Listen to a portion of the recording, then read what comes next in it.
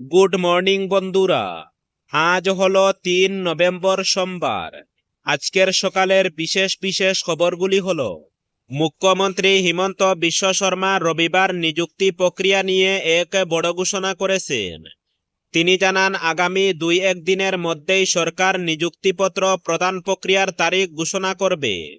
নতুন দিল্লিতে সংবাদ মাধ্যমের সঙ্গে কথা বলতে গিয়ে মুখ্যমন্ত্রী বলেন, 2-1 দিনের মধ্যেই আমি নিযুক্তিপত্র প্রদান প্রক্রিয়ার দিন ঘোষণা করব।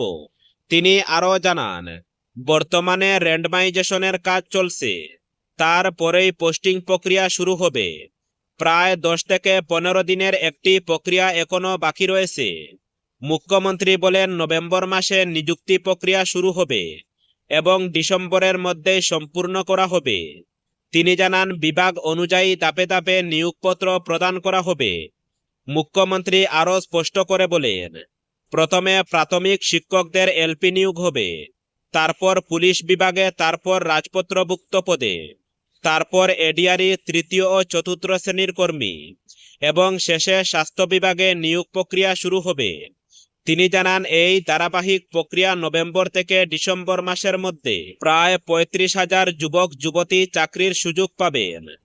পরবর্তী খবরটি হল, পাতারকান্দি বাজার কমিটির সিদ্ধান্ত অনুযায়ী রবিবারের সাপ্তাহিক বন্ধের সিদ্ধান্তকে ঘিরে পাতারকান্দি বাজারে দেখা দিয়েছে প্রবল মতবিরোধ। নবগঠিত পাতারকান্দি মার্চেন্ট অ্যাসোসিয়েশনের অ্যাডহক কমিটির সিদ্ধান্তে একাংশ ব্যবসায়ী তীব্র ক্ষোভ প্রকাশ করেছেন। তাদের অভিযোগ, এই সিদ্ধান্ত যথাযথ আলোচনাহীন ও একতরফা। শনিবার রাতে অ্যাসোসিয়েশনের পক্ষ থেকে ঘোষণা করা হয়েছে, রবিবার থেকে শহরের সব দোকানপাট বন্ধ থাকবে। তবে সাপ্তাহিক বন্ধের প্রথম দিনই দেখা যায় ভিন্ন চিত্র। শহরের মূল সড়ক ঘেঁষে বেশ কিছু ব্যবসায়ী প্রতিষ্ঠান খোলা রেখে ব্যবসা পরিচালনা করতে থাকেন।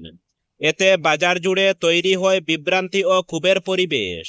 দুপুরে স্থানীয় সংবাদ মাধ্যমের প্রতিনিধিদের ডেকে সাংবাদিক সম্মেলন করেন একাংশ ব্যবসায়ী। তাদের বক্তব্যে উঠে আসে, পাতারকান্দির মতো গুরুত্বপূর্ণ বাণিজ্যিক এলাকায় এমন হঠাৎ সিদ্ধান্ত বাজারের স্বাভাবিক চলাচলে প্রভাব ফেলবে। স্থানীয় প্রখ্যাত ব্যবসায়ী শামীম হোসেন আহমদ, প্রদীপ দেব, বিনোদিয়া বুত্রা, আবু মনসুর, অমিত পাল ও বিনয় বুত্রা সাংবাদিকদের জানান, আমরা রবিবারের সাপ্তাহিক বন্ধের পক্ষে থাকতে চাই, কিন্তু তা যেন সব ব্যবসায়ীর পরামর্শ ও সম্মতিক্রমে হয়। আমাদের অগোচরে গোপনে অ্যাডহক কমিটি গঠন করে এমন সিদ্ধান্ত নেওয়া হয়েছে, যা গণতান্ত্রিক নয়। পরবর্তী খবরটি হল, বদরপুর থানার হাসানপুর গ্রামে জমি নিয়ে দুই পক্ষের মধ্যে তীব্র সংঘর্ষের ঘটনা ঘটল। এ ঘটনায় বহু মহিলা ও যুবক আহত হন। একাধিক ঘরে ভাঙচুরের অভিযোগ উঠেছে। খবর পেয়ে বদরপুর পুলিশ ঘটনাস্থলে পৌঁছে পরিস্থিতি নিয়ন্ত্রণে আনে। বর্তমানে এলাকা জুড়ে তীব্র উত্তেজনা বিরাজ করছে। হাসনা খাতুন নামে এক মহিলা জানান, এই জমি তাদের পূর্বপুরুষদের সম্পত্তি। দীর্ঘ 60 বছর ধরে চাষাবাদ চলছে।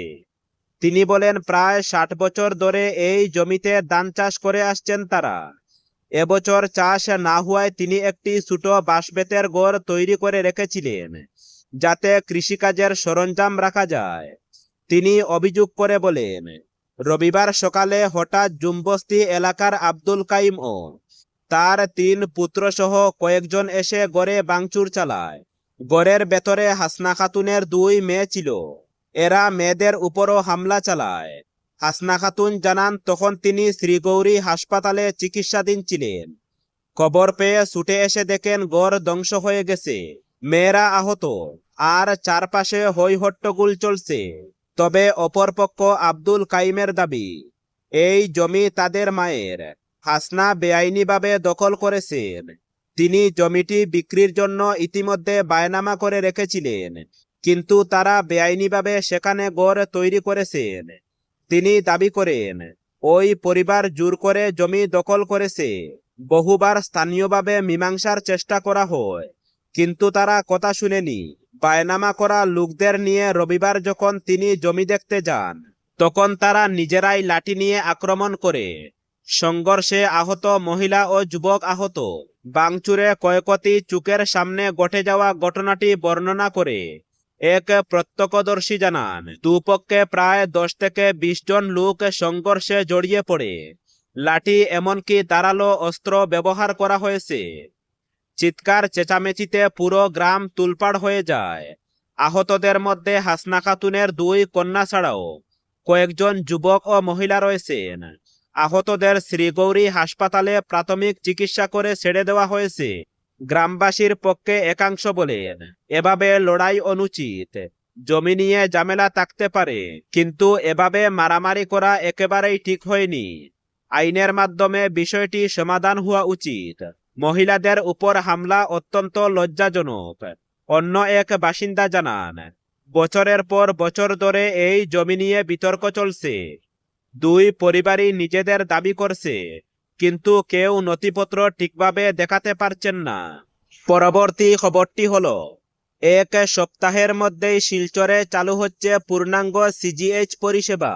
শহরের নামী বেসরকারি হাসপাতাল, ডায়াগনস্টিক সেন্টার ও ল্যাব কর্তৃপক্ষের উপদেষ্টা কমিটির সদস্যরা central government health scheme CGHS কেন্দ্রীয় সরকারের বহু প্রত্যাশিত এই স্বাস্থ্য প্রকল্প চালুর দাবিতে গত 6 সেপ্টেম্বর রাজ্যসভার সাংসদ কোনাত পুরকাইস্তের হাতে স্মারকপত্র তুলে দিয়েছিলেন। সেই দাবির ফল মিলল রবিবার।